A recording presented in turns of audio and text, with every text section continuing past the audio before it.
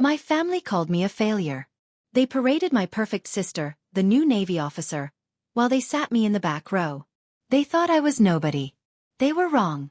This is the story of the moment a Navy admiral stopped my sister's ceremony, looked directly at me, and said two words that made the entire room fall silent. "SEAL Commander?" If you're ready for the story, make sure to subscribe, give this video a like, and drop a comment to let me know you're here. Now let's get into it. The invitation was a masterpiece of passive aggression. Thick, cream-colored cardstock, the kind that costs $5 a sheet, with the U.S. Naval Academy seal embossed in gold at the top. It felt alien in my small apartment, a place defined by bare walls, second-hand furniture, and the perpetual scent of stale coffee. It rested on my scarred kitchen table like a letter from another universe. The superintendent, faculty, and graduating class of the United States Naval Academy request the pleasure of your company at the commissioning ceremony of Jordan Elizabeth Sinclair. Jordan. My little sister. The golden child. The one who did everything right. I traced her perfect, looping name with my finger. It had been 10 years since I dropped out of a prestigious liberal arts college after a single, disastrous semester. 10 years of my parents telling friends and family that I was finding myself, their voices dripping with a disappointment so thick it was almost pity. That narrative eventually hardened into a simpler, colder fact. Maya Sinclair had failed. Meanwhile, Jordan had soared. She'd graduated high school as valedictorian, gotten a congressional nomination to the Academy, and endured 4 years of relentless pressure to emerge at the top of her class. Now she was going to be an officer. A leader. Everything I wasn't. A flashback, sharp and unwelcome, cut through my thoughts. The night I told them I was leaving St. John's. My father's face, usually jovial and proud, had become a mask of cold fury. "A Sinclair does not quit," he'd thundered, his voice echoing in the marble foyer of their sprawling home. My mother had just wept silently, which was somehow worse. "Don't come crawling back when you've made a mess of your life," had been his parting shot. I hadn't. I got a series of odd jobs, eventually landing in logistics and supply chain management for a private government contractor in Virginia. It was a deliberately bland title for a job that paid the bills and kept me invisible. It was the perfect cover. I folded the invitation and slipped it into my pocket. I would go. I would sit in the back, clap when I was supposed to, and play the part of the cautionary tale one last time. It was what they expected. The air in my parents' Annapolis home was suffocating. It smelled of lemon polish, old money, and unspoken tension. The pre-ceremony dinner was an exercise in carefully choreographed praise for Jordan. The Rear Admiral himself told me Jordan has the sharpest strategic mind he's seen in a decade, my father boomed, beaming at her across the long mahogany dining table. "Oh, Dad," Jordan said, a blush of feigned modesty on her cheeks. "He says that to all the promising ones." My mother, elegant in a silk blouse, reached over to pat Jordan's hand. "Don't be modest, dear. You've earned it." Her eyes flickered toward me for a fraction of a second, her smile tightening almost imperceptibly. The message was clear. This is what success looks like. I just pushed a green bean around my plate, a ghost at the feast. "So, Maya," my father said, finally turning his attention to me. The shift was so abrupt the whole table seemed to hold its breath. "Your company still has you moving boxes around?" "Something like that," I said, my voice neutral. "It's steady." "Steady is good," he conceded, with the same tone one might use for a rescued dog that had learned not to bite. "At least it's steady." Jordan gave me a look of pure pity. "We're just so proud of you for sticking with it, Maya. It must be so. Routine." The word hung in the air. Routine. Boring. Unimportant. The opposite of her life of parades and purpose. I offered a small, empty smile. "It has its moments." I had built a fortress around myself over the years, and their words were just arrows bouncing off stone. They couldn't hurt me if I didn't let them in. But the effort of maintaining the walls was exhausting. Later that night I escaped. The house was too small, the air too thick. I walked the quiet brick-paved streets of Annapolis, the cool night air a welcome relief. My feet carried me, almost unconsciously, toward the manicured lawns of St. John's College. My ghost of a past. I stood there, looking at the grand colonial-style library I had abandoned. The memory of that final fight with my parents played out in my mind, as vivid as if it were happening right now. It wasn't just that I was quitting. It was that I couldn't explain why. How could I tell them that the life they'd planned for me, the poetry seminars, the A-plus papers, the comfortable intellectual future, felt like a cage? That I craved something more, something real, something that would test me to my absolute limit? They wouldn't have understood. To them, difficulty was an academic challenge to be overcome, not a physical crucible to be sought. So when I told them I was leaving, they heard only failure. "What are you going to do?" my mother had sobbed. "Work in a coffee shop? Throw your life away?" "I don't know," I had whispered, the lie tasting like ash in my mouth. But I did know. 2 weeks later, my hair shorn, my identity reduced to a name tag, I was standing on a pair of yellow footprints painted on the pavement, a drill instructor screaming in my face. I had chosen a different path. A harder one. And I had walked it alone. Commissioning day was a blur of blue skies, blindingly white uniforms, and the thunderous roar of a Blue Angels flyover. The Navy Marine Corps Memorial Stadium was packed with thousands of proud families. My family was among them, seated in a prime section near the stage. My ticket, given to me by my mother with a hesitant apology about limited VIP seating, was for section 128. The nosebleeds. I sat alone, a small island in a sea of celebration, watching my family on the giant screen. There was my father, clapping a senator on the back. My mother, dabbing her eyes with a handkerchief. And Jordan, standing tall and serene among her peers on the field. The golden child, at her moment of ascension. I felt the familiar sting of isolation, but it was duller now, a phantom limb. They were down there in the spotlight. I was up here in the shadows. It was a perfect metaphor for our lives. I watched the ceremony, the speeches, the oath. When Jordan's name was called, I clapped along with everyone else, my small applause lost in the roar of the stadium. The reception on the lawn was chaotic. Newly minted ensigns were mobbed by their families. Their first salutes returned with silver dollars and tearful hugs.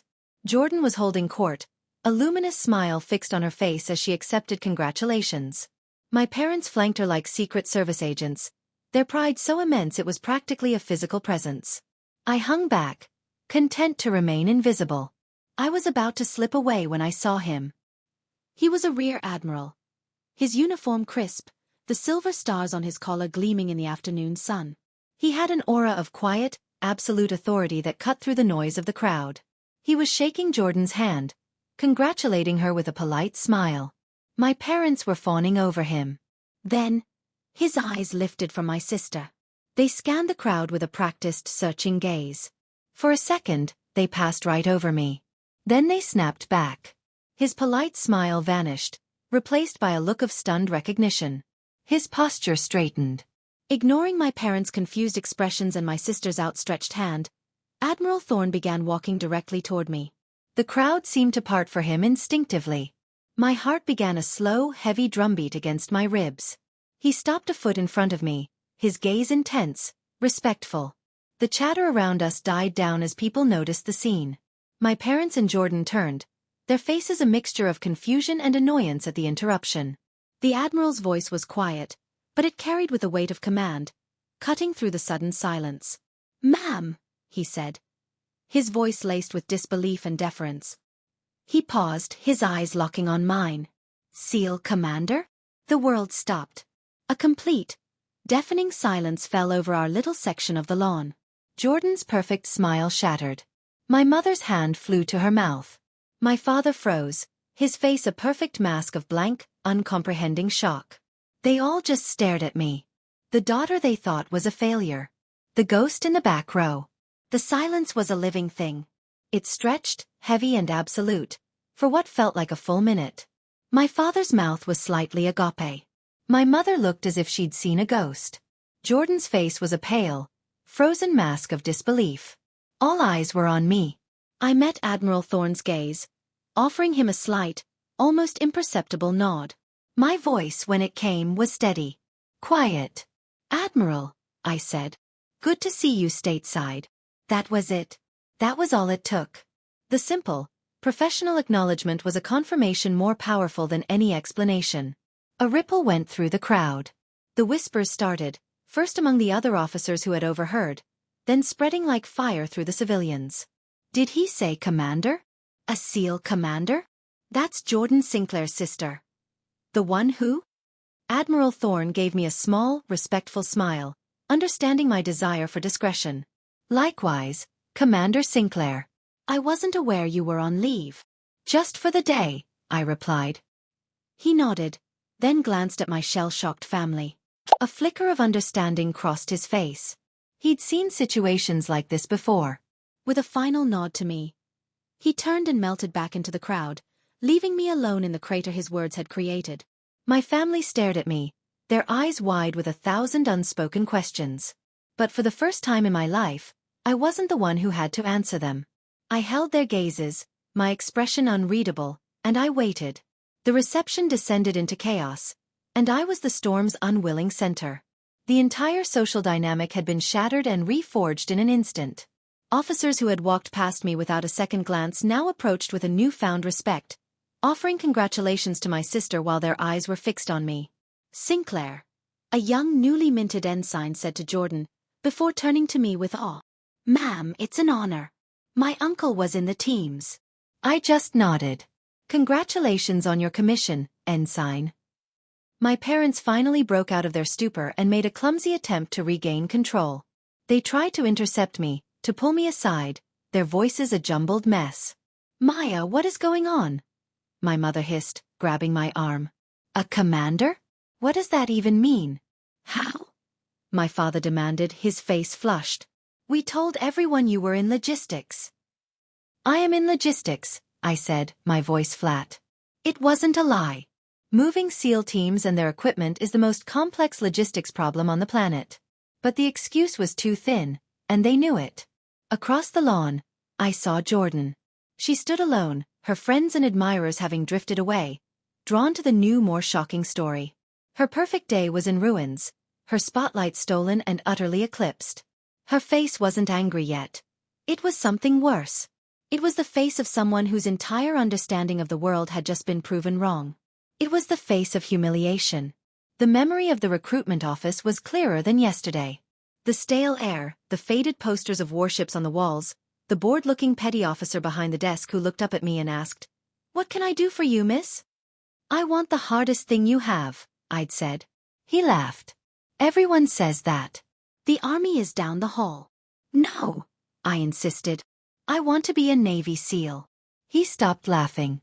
He looked at me, really looked at me, a 19-year-old girl with a fire in her eyes, and saw something other than a joke. He sighed and slid a stack of papers across the desk. "The pipeline for women is new. The attrition rate is over 80% for the men. For you, it's basically 100%. No one's made it through yet." "I will," I said. And so it began. The endless days in the cold Pacific surf of Coronado, the runs in the soft sand with a 300-pound log on my shoulder, the instructors screaming that I was a waste of space, that I should quit, that I didn't belong. Every muscle in my body burned, every cell screamed for sleep, for warmth, for an end to the pain. I saw men who were bigger, stronger, and faster than me quit. I saw them walk across the grinder and ring the brass bell 3 times, signaling their surrender. During Hell Week, 5.5 days of non-stop, freezing, torturous evolution with a total of 4 hours of sleep, I came the closest.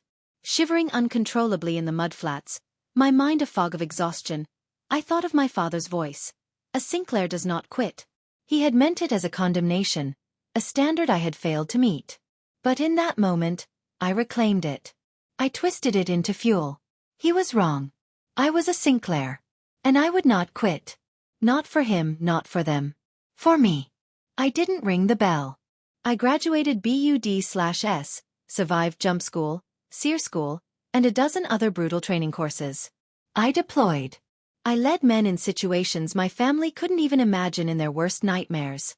I had earned my title in silence and secrecy, forging it in the dark, far from their world of judgment. My parents cornered me by the coat check as people were beginning to leave. The party was over. Their faces were a frantic mess of confusion and anger. "Why?" my mother pleaded, her voice cracking. "Why wouldn't you tell us? How could you let us believe you were a nobody?" My father sputtered, his anger rooted in his own social standing. "We looked like fools, Maya. Absolute fools." I looked at my father, at his red face and his desperate need to understand this in the context of his own reputation. All the years of pain and resentment I had bottled up simply vanished, replaced by a cold, clear calm. I wasn't that scared girl in his foyer anymore. "I didn't let you believe anything," I said, my voice devoid of emotion. "You told me I was a failure. I just decided to stop arguing." The simple truth of it hit them like a physical blow. They had no response. They had written my story for me, and for 10 years I had let them. The only thing that had changed was that now, they knew their story was a lie. The final confrontation came later that night, back at the house. I was packing my small duffel bag, ready to drive back to my own life. The door to my guest room opened and Jordan stood there, her arms crossed, her eyes blazing with a fury that was far more honest than our parents' bewildered shame. "You did this on purpose," she hissed. I didn't turn around. "Did what?"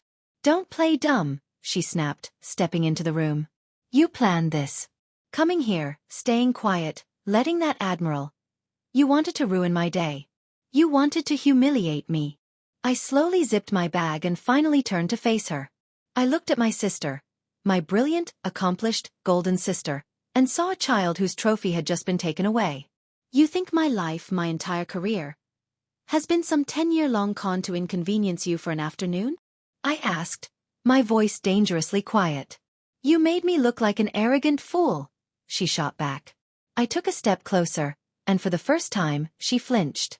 "I didn't make you do anything, Jordan," I said, my voice hard as steel. "You've spent a decade treating me with pity because you thought you were better than me. That wasn't my decision. That was yours." I picked up my bag. "Your opinion of me," I said as I walked past her toward the door, "was never my concern." The sterile, fluorescent-lit briefing room in Virginia Beach felt more like home than my parents' house ever had. The air smelled of coffee and whiteboard markers. My men, my team, were gathered around the central table. They were family, forged in shared hardship and absolute trust. Here, I wasn't a ghost or a failure. I was simply commander. Or when the brass wasn't around, boss. "Good to have you back, boss," said Rico, my lead breacher, a mountain of a man who could recite Shakespeare by heart. "Hear you had a hell of a vacation." The story had, of course, preceded me. One of the ensigns at the reception had a cousin on another team, and in the gossip mill of the naval special warfare community, the tale of the Admiral and the forgotten sister had become minor legend overnight. I shot him a look. It was uneventful. A few of them chuckled. They knew my family history, or at least the broad strokes of it. They knew I was a woman who had sprung from nowhere, with no proud military father or cheering family at my own ceremonies. They never asked why. They didn't have to. The banter died down as the secure doors hissed open and the lights dimmed. A satellite image of a compound in the Horn of Africa filled the screen. "All right, listen up," I said, my voice all business. 6 hours ago, an NSA asset was compromised. Before he went dark, he transmitted a partial file.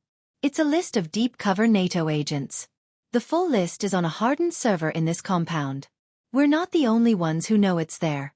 We go in, we retrieve the drive, and we get out. Quietly. The room was silent and focused. The petty drama of Annapolis evaporated. This was real. This mattered. My phone, which had been silent for the better part of a decade, was now a constant source of annoyance. It buzzed intermittently on the corner of my desk as I reviewed mission parameters. I ignored it, but the screen lit up with previews of the messages. From Mom. Ran into the Abernethus at the club. Told them all about our brave commander. They were speechless. "So very proud of you, sweetheart. Call me EXO." From Dad. "Your mother is telling everyone. This is getting out of hand. You should have told us years ago so we could have managed the narrative properly. This reflects on all of us." Another from Mom. "Dinner with the mayor next week? He'd be thrilled to meet a hometown hero." I finally swiped the screen and shut the phone off. They didn't get it. They thought my title was a social asset, a new, shiny trophy to display in the family case right next to Jordan's commissioning photo.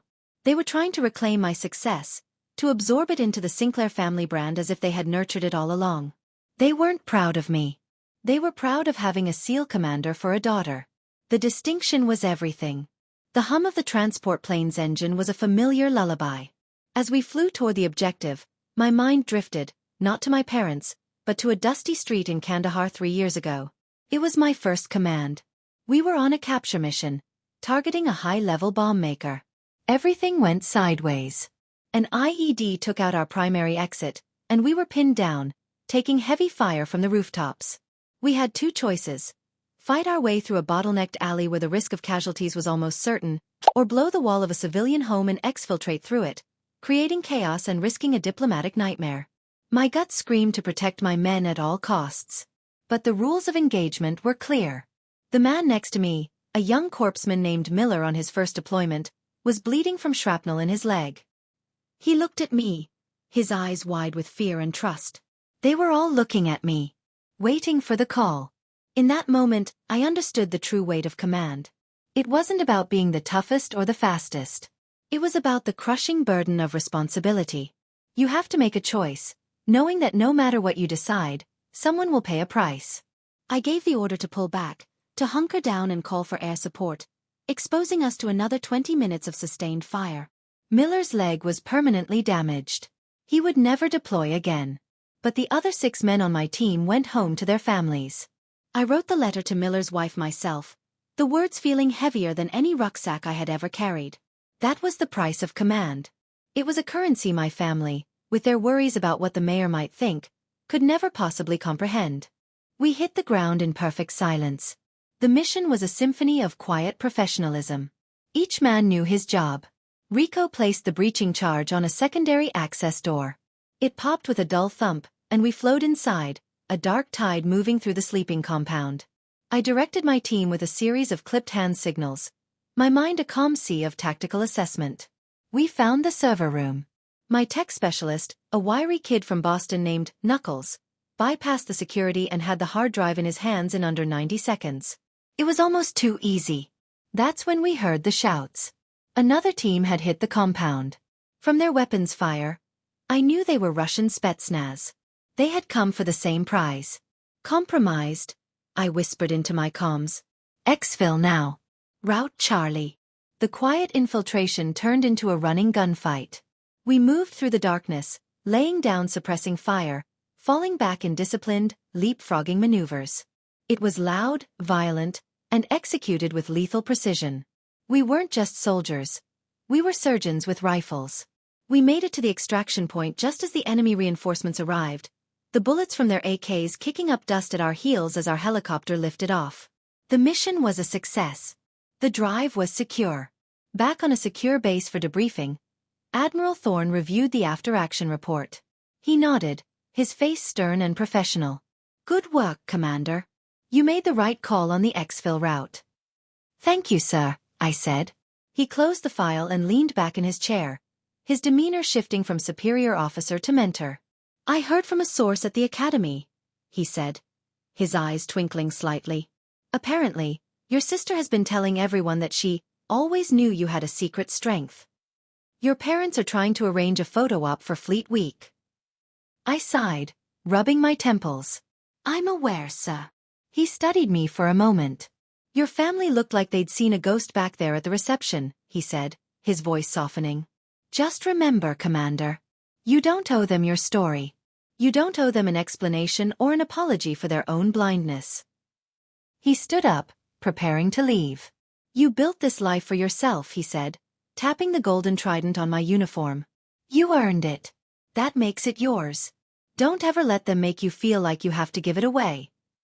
His words settled in my mind, solidifying a resolve that had been hardening for years. He was right. My story wasn't theirs to tell. My success wasn't theirs to claim. It was time I made that perfectly clear. Touching down in Virginia after a successful deployment felt like coming up for air. The mission was done, the drive was secure, and my world was blessedly simple again, reduced to gear maintenance, after-action reports, and the familiar rhythm of life on base. When I finally turned my personal phone back on, I expected the usual barrage from my parents. But the first message that popped up was from a number I barely recognized. It was Jordan. Hey. I know this is random. My CO is giving me a hard time about my platoon's readiness reports. Says they're sloppy. You were always good at, well, everything apparently. Got any advice on how to handle him? I stared at the text. There was no condescension, no pity. For the first time, I detected a note of desperate, grudging respect. She wasn't asking the golden child sister for a favor. She was a junior officer asking a senior commander for professional advice. The power dynamic hadn't just inverted. It had been pulverized. I typed back a simple reply. Be the most prepared person in the room. Double-check everything. Anticipate his questions before he asks them. Don't give him an inch of legitimate criticism. A moment later, she replied. Thanks. It was a start. 2 days later, my mother called, her voice effervescent with excitement. Maya. Darling. We have the most wonderful news. We're hosting a party for you at the house this weekend. A proper welcome home. We've invited everyone. The mayor, the Abernethus, all of our friends who are just dying to meet you. I closed my eyes, picturing the scene. Me standing awkwardly in their living room like a military show pony while my father boasted and my mother flitted about, soaking up the reflected glory. A public spectacle designed to wash away a decade of their shame in one fell swoop. It was a performance, and I was to be the star attraction. Admiral Thorne's words echoed in my mind. You don't owe them your story. Mom, I said, my voice calm and firm. No. The line went silent. No, she repeated, as if she'd never heard the word before. What do you mean, no? Thank you for the thought, I said, choosing my words with care, but I won't be attending. That isn't how I want to celebrate coming home. But all the arrangements have been made, she stammered. Everyone is expecting. Then you'll have to unmake them, I said, leaving no room for argument. I have to go. Goodbye, Mom. I hung up the phone before she could reply. It wasn't an act of anger. It was an act of sovereignty. The first boundary of a new world. They requested a meeting. Not a party, not a public gathering, but a private talk. I agreed, but on my own terms. Not at their house. Not on my base. A neutral location. We met in a quiet, empty diner halfway between Annapolis and Virginia Beach. They sat across from me in the vinyl booth, looking older and smaller than I remembered. The anger and confusion had faded, replaced by a desperate, weary sadness. We don't understand, Maya, my father began, his voice hoarse. Why you shut us out? Why you hid your life from us?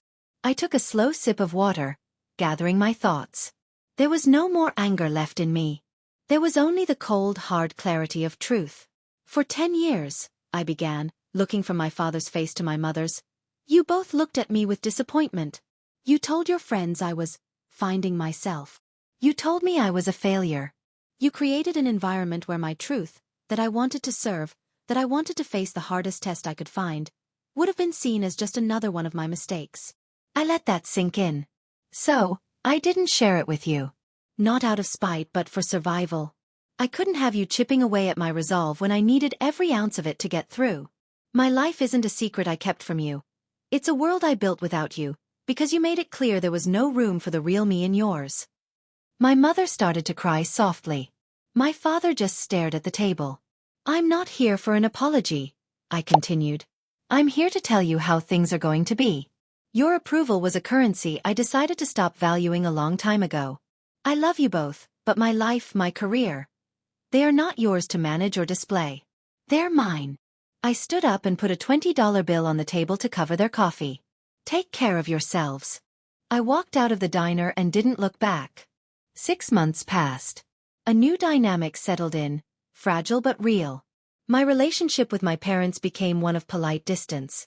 They called on holidays. They asked about my work in the vaguest possible terms. They had learned their place. The fawning and the desperate attempts to claim my success had stopped. The real change was with Jordan. She called me about once a month. The first time, it was to tell me my advice had worked. Her CO had laid off. The next time, she asked about my deployment experiences. Slowly, cautiously, we started building something new. Not a relationship based on family hierarchy, but on a shared profession. Humbled by her own challenges as a new officer and by the sheer scale of my hidden life, she had started to see me not as her failed older sister, but as a person.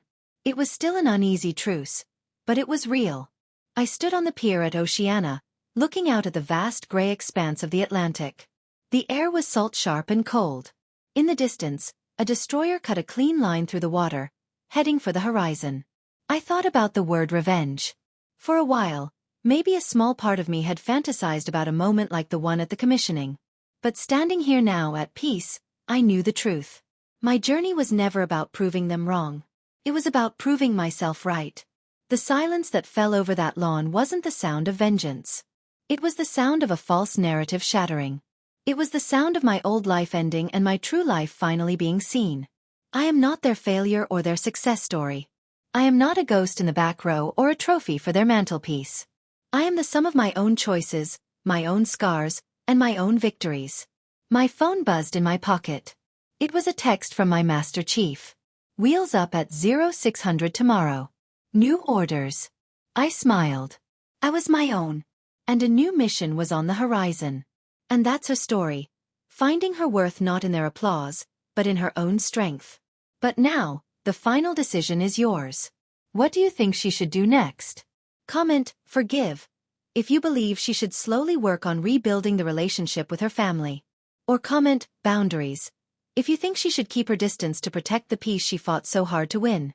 Let me know your choice in the comments below, and I'll see you in the next story.